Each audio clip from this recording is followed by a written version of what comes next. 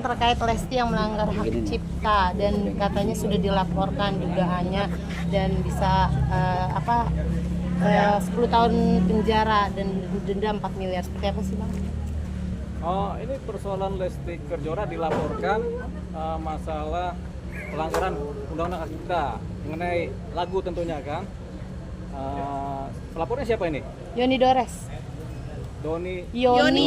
adiknya Dores. Adiknya Dedi Dores. Memang keluarga pencipta lagu mereka ya.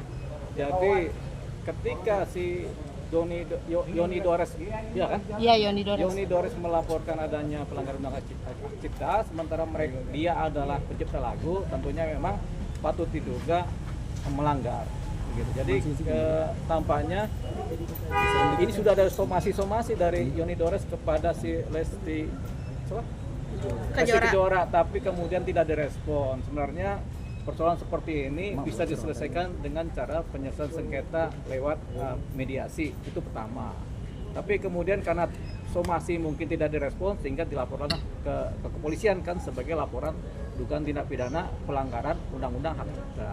Nah, terhadap lagu di mana si penciptanya kemudian menciptakan lagu itu otomatis secara deklaratif dialah penciptanya. Tapi kemudian ketika ada orang lain menggunakan lagunya, ada satu posisi di mana kalau lagu tersebut dipakai untuk kepentingan komersil, ini yang disebut sebagai tanpa izin ya.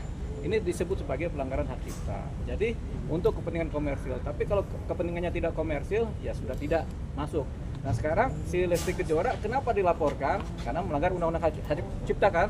Nah kemudian di mana dia kemudian menyanyikan lagunya? Itu pertanyaannya. Di mana? Di stasiun TV, terus dan diupload ke YouTube juga Bang. Oh, YouTube. Ke YouTube tapi bukan di YouTube-nya Leslar Entertain Bang, tapi di YouTube yang lain. Oh ya, tapi yang jelaskan begini, setiap komersil kan berarti kan ada persoalan pelanggaran hak cipta ya. Nah, kalau dia sampaikan atau dia nyanyikan di YouTube, otomatis itu komersil. Karena YouTube pasti membayar. Nah, ketika ini menjadi komersil dengan dalih apapun juga, ini sudah dianggap melanggar Undang-Undang Hak Cipta kalau si Lesti Kejora tidak minta izin kepada si penyanyinya, si penciptanya. Nah, ini yang terjadi karena tidak minta izin, kemudian sudah disomasi mungkin 2 kali atau 3 kali tidak direspon, terjadilah yang namanya pelaporan kepolisian. Jadi ini menjadi tindak pidana. Tindak pidana ini pelanggaran Undang-Undang Hak Cipta ya, Undang-Undang Nomor 28 tahun 2014 kan begitu. Bang, ini kan mengenai kan ini kan nggak diupload di YouTube milik pribadinya Leslar. Ya. Tapi apakah akun yang mengupload itu bisa dilaporkan juga Bang? Ibaratnya kan sama-sama si akunnya menjadi terlapor, si Lesti juga penyanyi juga menjadi terlapor juga gitu. Karena komersilnya ada di situ. Ini bersatu ya. Kemudian kalau kemudian dinyanyikan di Indosiar, apakah Indosiar menerima iklan gitu? Kan menerima iklan kan ada komersilnya juga gitu. Nah, sebenarnya Indosiar bisa membayar kepada satu lembaga di mana penciptanya bernaung. Itu mungkin clear. Jadi kalau TV biasanya clear, tapi kalau YouTube ini belum tentu. Tapi YouTube selalu ada komersilnya. Nah ini dia yang dikejar. Jadi ketika dia menyanyikan, entah si Lesti dapat untung atau tidak, tapi kan ini komersil YouTube-nya. Jadi terjeratlah undang-undang. Kan yang komersilin kan bukan Lesti atau pihak Lesti Bang. Terus secara pun dia nyanyi hanya untuk menghibur gitu. Ya kan ada nyanyi menghibur yang kemudian tidak komersil. Misalnya kita nyanyi di suatu kafe tidak memungut bayaran, tapi kan kafe juga sebenarnya komersial juga.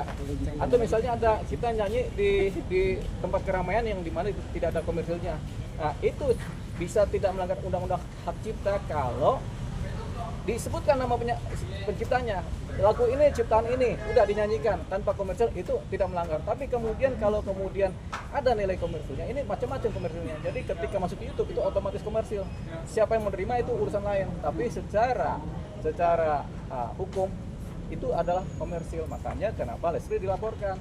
Tinggal prosesnya dari komersil ini dia dapat berapa atau malah nggak dapat sama sekali, atau akun YouTube-nya yang dapat keuntungan, sama aja hasilnya. Jadi dia bisa menjadi turut serta melakukan juga. Jadi siapa yang terima komersil dialah kemudian yang bertanggung jawab. Bang, tapi kan ini kan lagi rame juga yang emang soal ini sedang ramai nih Bang diperbincangkan karena kan rancu nih Bang antara direct lisensi sama undang-undang sendiri Bang gitu Bang.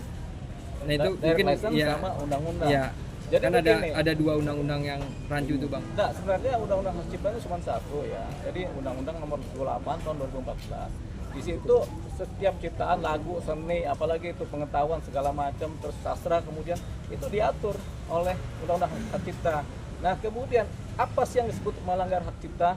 Itu ketika misalnya lagu dinyanyikan tanpa izin oleh si penciptanya, kemudian dalam posisi komersil, dikomersilkan. Nah, itu melanggar undang-undang hak cipta. Tapi kalau kita nyanyi tidak komersil, kemudian kita menyebutkan nama penciptanya, itu tidak melanggar. Jadi ada aturan-aturan yang lebih detail mengenai ini. Tapi kemudian ada juga yang disebut sebagai pakai license, direct license, atau kemudian pakai satu kelompok. Ini namanya kelompok, misalnya kelompok pencipta lagu. Jadi kalau ada ciptaan-ciptaan yang kemudian dikuasakan kepada kelompok pencipta lagu, suatu organisasinya, mereka yang dapat kuasa, mereka lah yang kemudian menerima royalti. Jadi kalau di kafe-kafe, kemudian di mall-mall ada lagu-lagu yang dinyanyikan, mereka bayar kepada kelompok pencipta lagu ini. Kemudian royalti ini yang dibagi-bagi kepada para pencipta lagu. Dengan catatan ada terdaftar di sini pencipta lagunya. Biasanya ada. Nah, kalau yang langsung pencipta lagu menciptakan lagu kemudian dinyanyikan, tapi dia nggak tergabung dalam satu kelompok ini. Jadi dia adalah subjek hukum sendiri pribadi. Nah, dia kemudian bisa mengklaim mengenai royalti kepada si penyanyinya, begitu. Tapi sebenarnya ini kan persoalan sengketa ciptaan ya. Sengketa ciptaan ini bisa dilakukan dengan cara si pencipta langsung melalui teguran dulu atau melalui permintaan ketemu. Biasanya begitu. Nah, ini artinya sudah dijalankan. Kalau sudah dijalankan sampai 2, 3, 4 kali termasuk somasi juga, kemudian si penyanyinya juga cuek aja, barulah terjadinya LP, laporan pidana. Gitu. Jadi laporan pidana tentang ciptaan lagu tidak serta-merta, tapi harus didahului dengan somasi-somasi atau permohonan untuk ketemu, penyelesaian secara dua pihak, mediasi gitu. Tapi kalau itu kemudian tidak dijalankan, terjadilah laporan ini. Jadi laporan ini baru bisa diterima kalau itu sudah kemudian buntu atau malah tidak direspon. Tampaknya ketika laporan ini terjadi, Lesti Kejora tidak merespon permintaan-permintaan dari si pencipta lagu ini. Pasti ada somasi atau teguran atau surat menyurat yang kemudian tidak direspon. Hukum apa sih bang yang akan diterima nanti oleh Lesti bang kalau Lesti tidak? Nah, ini kalau undang-undang hak cipta itu terkait lagu, ancaman pidana dan atau denda. Dendanya 1 miliar. Pidananya 4 tahun maksimal. Jadi itu dia. Dan atau. Jadi kalau pidana atau denda aja, atau pidana aja, atau pidana dan denda. Itu ancaman hukumannya biasanya 4 tahun dan dendanya kurang lebih 1 miliar. Terhadap lagu ya. Bang, bagaimana status mekanisme perizinan itu sebelum sebuah lagu dibawakan ke acara? Sebenarnya gampang aja. Asalkan Anda penciptanya sudah ketahuan, tinggal dikontak via WA, via telepon. Bang, atau Pak pencipta, kami akan membuat menyanyikan lagu Anda, silakan. Kalau silakan, oke, yang penting komunikasi dulu. Jadi sebelum melakukan konser atau apa, izin dulu sama si pencipta lagu. Kalau pencipta lagu nggak ada, ahli warisnya atau siapa yang diberikan kuasa ciptaan ini, kan gitu. Itu sebenarnya gampang, itu mudah kok itu. Asal ada, kan selalu ada nama penciptanya kan, itu kan bisa dikejar siapa ini. Jadi apalagi kalau lembaga-lembaga kayak televisi atau lembaga-lembaga konser atau event-event organisasi, mereka udah ngerti itu. Ada penciptanya selalu. Nah, kalau kemudian mereka mengadakan pertunjukan pentas yang tidak komersil, misalnya pentas anak-anak di lapangan gratis atau di lapangan gratis, anak-anak ayo datang semua, mereka nyanyi, mereka nggak akan kena pelanggaran hak cipta kalau mereka bilang saya nyanyikan lagu ini, penciptanya adalah ini, udah cukup begitu, disampaikan tanpa komersil, artinya tidak ada 1 rupiah pun uang diterima dari nyanyinya itu, sehingga ini kemudian dianggap tidak melanggar undang-undang hak cipta. Bang, ini kan hak ciptanya rame-ramenya kan baru-baru sekarang ini kan. Nah terus si Lesti ini posisi yang dilaporkan saat nyanyi itu posisi dia saat belum berhijab, itu gimana bang, masih bisa diperkarakan? Ya, ini kan karena namanya kadaluarsa kan 12 tahun pada umumnya kan, termasuk juga persoalan ciptaan ini. Begitu. Jadi ya 2017 sekarang 2025 kan masih 8 tahun kan. Nah, jadi apalagi ini kan jalan terus, ada upload terus setiap hari. Jadi dianggapnya berlaku sekarang juga masih tampil kan, YouTube-nya kan masih ada sekarang. Nah, itulah disebut pelanggaran. Bang, berarti Ngupload kan bukan mereka yang nyanyi, tapi orang lain. yang nyanyi. Memang yang nyanyi Nah, Lestinya. ya. waktu si Lesti nyanyi ada izin nggak sama penciptanya?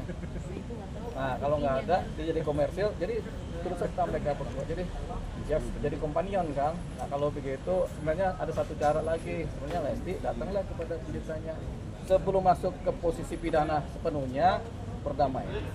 Bang, berarti bisa dibilang Lesti salahnya sepenuhnya atau tidak salah sepenuhnya Bang mungkin? Ya tergantung hasil penyidikan dari kepolisian. Tapi sebenarnya rasanya ini udah pasti disomasi nih, sudah pasti dikasih tahu ke Lesti ini ada begini pasti kita itu udah pasti begitu karena syaratnya itu dulu.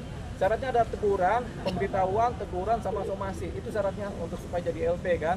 Kalau itu kemudian dilewati nggak ada respon oleh si Lesti, barulah jadi LP. Nah kalau sudah jadi LP sekarang berarti itu sudah dilewati.